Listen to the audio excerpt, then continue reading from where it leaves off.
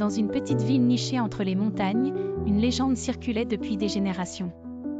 Au cœur de la ville se trouvait une horloge ancienne, cachée au sommet d'une tour d'église désaffectée. On disait que cette horloge avait le pouvoir de contrôler le temps. Camille, une jeune horlogère passionnée, avait entendu parler de cette légende toute sa vie.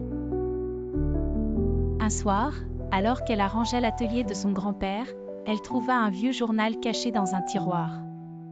Le journal appartenait à son arrière-arrière-grand-père, également horloger, et mentionnait l'horloge mystérieuse. Déterminée à percer le secret, Camille décida de partir à l'aventure.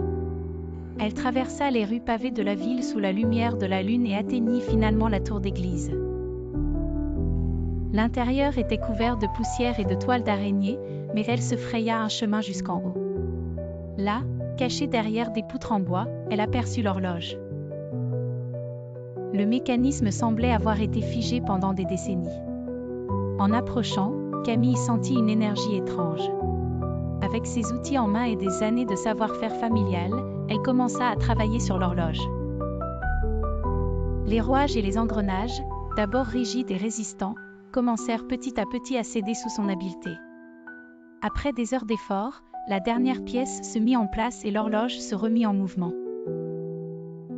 À cet instant précis, le monde autour de Camille sembla s'arrêter. Elle regarda par la fenêtre et vit les étoiles briller d'un éclat inimaginable, le temps semblait avoir perdu toute signification. Les souvenirs de ses ancêtres, leurs passions et leurs espoirs défilèrent devant elle. Camille comprit alors que l'horloge n'était pas faite pour contrôler le temps, mais pour révéler l'essence même de l'existence et de la mémoire. En descendant de la tour, elle sentit un profond sentiment de paix et de connexion avec son passé.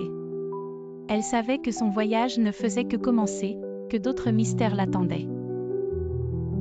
La légende de l'horloge éternelle prenait désormais un nouveau sens pour elle, c'était une quête sans fin de connaissance et de compréhension.